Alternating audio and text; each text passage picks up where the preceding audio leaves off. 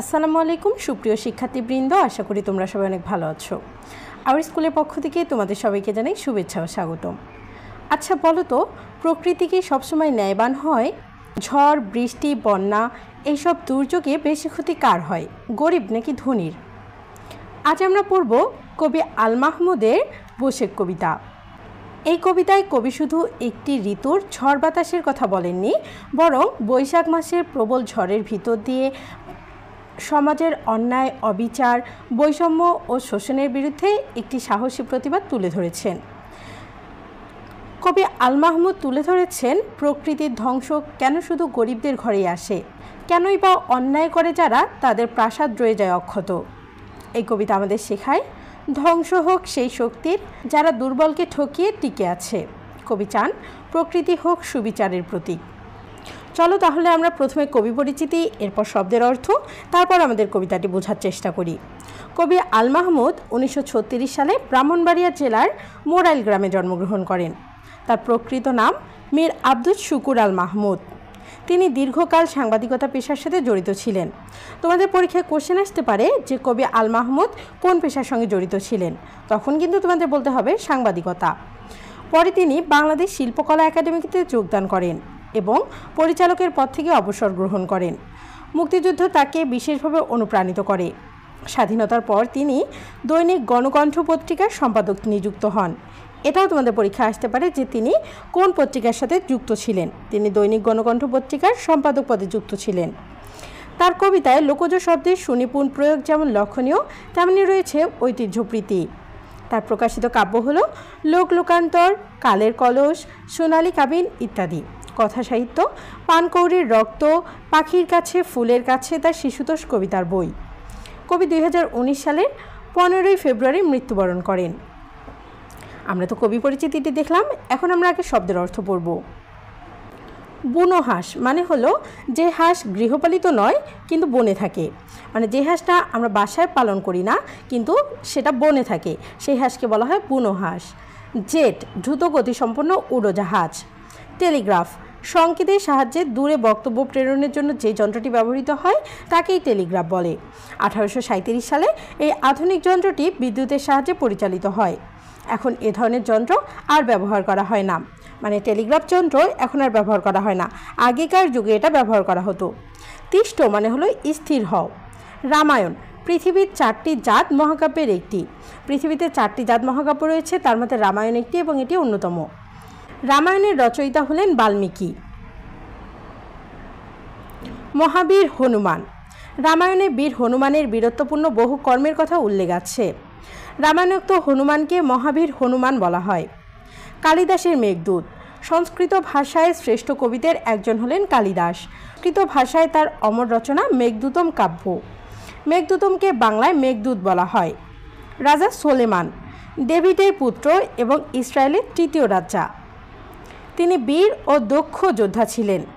অদরকারি মানে হলো যার প্রয়োজন নেই। তো এই যে শব্দের অর্থগুলো আমরা পড়লাম, এই শব্দের অর্থগুলো কিন্তু আমরা যখন কবিতাটি ব্যাখ্যা পড়ব তখন আমাদের কাজে লাগবে। তো চলো আমরা শুরু করি। যে বাতাসে বনহাঁসের ঝাঁক ভেঙে যায়, জেটের পাখা দুমড়ে শেষে আছাড় মারে, নদীর পানি শূন্যে তুলে দেয় ছড়িয়ে, নুয়ে দেয় টেলিগ্রাফের থামগুলোকে। প্রথমের লাইনটা দেখো, যে বাতাসে বুনো হাঁসের ঝাঁক ভেঙে যায়। বুনো হাঁস মানে কি বলছিলাম, যে হাঁসগুলো বনে থাকে। তাহলে যে বাতাসটা এসে বনের যে হাঁসের ঝাঁক আছে সেই ঝাঁকটাকে ভেঙে দেয়, মানে ছত্রভঙ্গ করে দেয়। জেটের পাখা দুমড়ে শেষে আছাড় মারে, মানে জেট প্লেনের মতো শক্তিশালী উড়োজাহাজের পাখাকেও দুমড়ে মুচড়ে একদম নদীতে আছড়ে মারে। নদীর পানি শূন্যে তুলিয়ে দেয় ছড়িয়ে। নদীর পানি পর্যন্ত শূন্যে তুলে আনে এই ঝড়। নুয়ে দেয় টেলিগ্রাফের থামগুলোকে। এমনকি প্রাচীন যে যোগাযোগ মাধ্যম ছিল টেলিগ্রাফ, এই টেলিগ্রাফের থামগুলোকেও উপড়ে ফেলে। সেই পবনের কাছে আমার এই মিনতি। পবন মানে হলো বাতাস বা ঝড়ের কথা এখানে বলা হচ্ছে। সেই প্রবল ঝড়ের কাছে আমার এই মিনতি মানে আমার এই অনুরোধ। তিষ্ট হাওয়া তিষ্ট মহাপ্রতাপশালী। তিষ্ট মহাপ্রতাপশালী মানে হলো তুমি এত শক্তিশালী, গরিব মাঝির পালের দড়ি ছিঁড়ে কী লাভ। তুমি এতই শক্তিশালী, তবে কেন গরিব মাঝির নৌকার পাল ছিঁড়ে দিচ্ছ? কি সুখ বলো গুড়িয়ে দিয়ে চাষির ভিটে। তুমি একজন গরিব কৃষকের ছোট ঘর ফেলে দিয়ে কি আনন্দ পাও? বেগুন পাতার বাসা ছিঁড়ে টুনটুনিদের উল্টে ফেলে দুঃখী মায়ের ভাতের হাঁড়ি। হে দেবতা, বলো তোমার কি আনন্দ, কি মজা পাও বাবুই পাখির ঘর উড়িয়ে? বেগুন পাতার বাসা ছিঁড়ে টুনটুনিদের।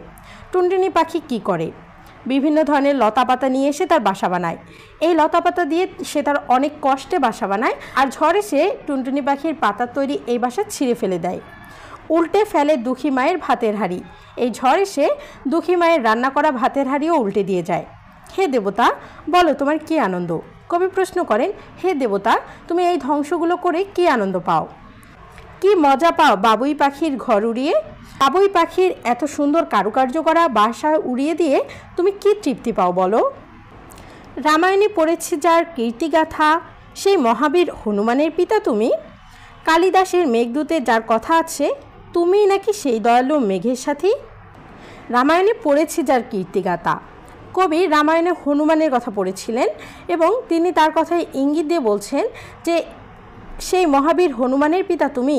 এই ঝড় কি হনুমানের পিতা, সেই ভয়ঙ্কর প্রাকৃতিক শক্তি? কালিদাসের মেঘদূতে যার কথা আছে, তুমি নাকি সেই দয়ালু মেঘের সাথী। কালিদাসের মেঘদূত কবিতায় যে মেঘ প্রেমবাণী পৌঁছে দেয়, সেই সহানুভূতিশীল মেঘের সঙ্গেও কি একই বাতাস? কবি প্রশ্ন করছেন যে তুমি যদি সেই মেঘদূত প্রেমের বাণী হয়ে থাকো, তাহলে তুমি এখন কেন এত নিষ্ঠুর হয়েছ? তুমি এরকম করছো কেন? তবে এমন নিঠুর কেন হলে বাতাস, উড়িয়ে নিলে গরিব চাষির ঘরের খুঁটি, কিন্তু যারা লোক ঠকিয়ে প্রাসাদ গড়ে তাদের কোনো ইট খসাতে পারলে না তো? তিনি আবার প্রশ্ন করছেন যে হে বাতাস, তুমি এত নিষ্ঠুর হলে কেন? উড়িয়ে নিলে গরিব চাষির ঘরের খুঁটি, তুমি গরিব কৃষকের ঘরের খুঁটি উড়িয়ে নিলে, কিন্তু যারা লোক ঠকিয়ে প্রাসাদ গড়ে কিন্তু যারা মানুষ ঠকিয়ে বড় বড় দালান বানায় তাদের কোনো ইট খসাতে পারলে না তো? তাদের কোনো ক্ষতি তো তুমি করতে পারলে না, তুমি শুধু যারা গরিব আছে তাদের ঘর তুমি উড়িয়ে দিলে, ধনীদের প্রাসাদে তো কোনো আঁচড়ও পড়েনি। হায় রে, কত সুবিচারের গল্প শুনি, তুমি নাকি বাহন রাজা সোলেমানের, যার তলোয়ার অত্যাচারীর কাটত মাথা, অহমিকার অট্টালিকা গুড়িয়ে দিত। হায় রে, কত সুবিচারের গল্প শুনি, তুমি নাকি বাহন রাজা সোলেমানের। কবি বলছেন বাতাসকে আমরা সুবিচারের বাহন বলে জানি, যে ন্যায়ের পক্ষে কাজ করে। তুমি রাজা সোলেমানের বাহন ছিলে, যার তলোয়ার অন্যায়কারীদের দমন করত। তাহলে তুমি এখন কেন এরকম করছো? তুমি অহংকারী ও শোষকের বিরুদ্ধে কিছু করছো না কেন? কবিদের এক মহান রাজা রবীন্দ্রনাথ তোমার কাছে দাঁড়িয়েছিলেন করজোড়ে, যা পুরানো শুষ্ক মরা অদারকারী কালবৈশাখীর একটি ফুঁয়ে উড়িয়ে দিতে। এবার কবি বলছেন যে আমাদের কবিদের একজন মহান রাজা ছিল, যার নাম রবীন্দ্রনাথ। তিনি রবীন্দ্রনাথ ঠাকুরের কথা টেনে এনে বললেন যে এই মহান কবিও তোমার কাছে করজোড়ে অনুরোধ করেছিলেন, যা পুরনো কুসংস্কার, নিরর্থক নিয়ম সব কিছু একটা কালবৈশাখীর ঝড়ে উড়ে যায় বলেছিল। তাই তিনি বলছেন যে তোমার এই ঝড় যেন হয় প্রকৃত পরিবর্তনের বাহক। তিনি বলছেন যে তুমি শুধু কুসংস্কার, নিরর্থক নিয়ম যেগুলো আছে সেগুলোকে উড়িয়ে দাও, কিন্তু তুমি এই যে গরিব গরিব মানুষের ঘরবাড়ি ধ্বংস করছো, এসব করছো কেন?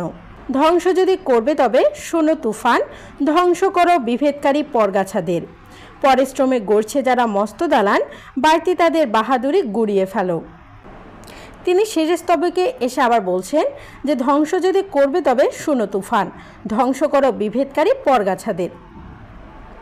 তুমি যদি ধ্বংস করতেই চাও তবে করো তাদের, যারা অন্যের শ্রম শোষণ করে বড়লোক হয়েছে, যাদের দালান উঠে গরিবের ঘাম শুকিয়ে তাদের বাহাদুরি তুমি গুড়িয়ে দাও।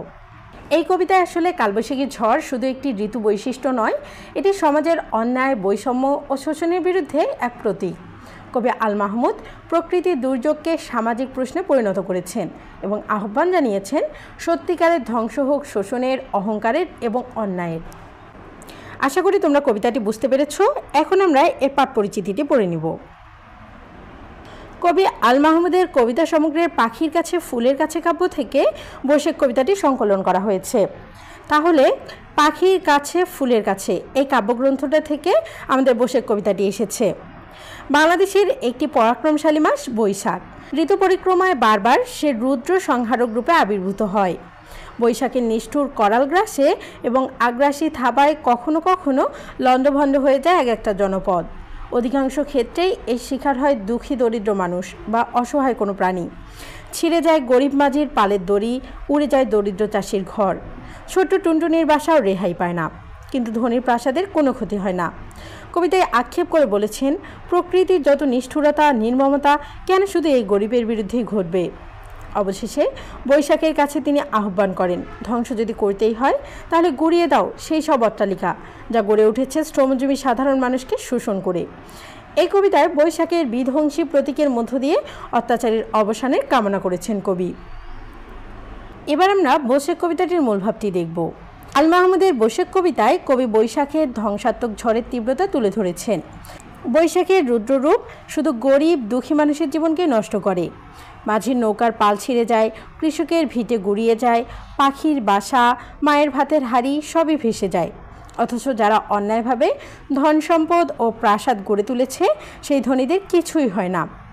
এই বৈষম্যমূলক ধ্বংস দেখে কবি ক্ষুব্ধ হন এবং ঝড়ের কাছে আবেদন জানান, যদি ধ্বংস করতেই চাও তবে করো অন্যায়কারী, শোষক আর দম্ভীদের। প্রকৃত পরিবর্তন আনো, গরিবের নয়। ধনীদের অত্যাচারী ব্যবস্থার অবসান ঘটাও। তো শিক্ষার্থীরা, এই ছিল তোমাদের বৈশাখ কবিতা এবং বৈশাখ কবিতার মূল ভাব। আশা করি তোমরা বৈশাখ কবিতাটি অনেক সুন্দরভাবে বুঝতে পেরেছ। পরবর্তী ক্লাসে আমি সৃজনশীল নিয়ে আলোচনা করব ইনশাল্লাহ। সে পর্যন্ত সবাই ভালো থেকো, সুস্থ থাকো। ধন্যবাদ।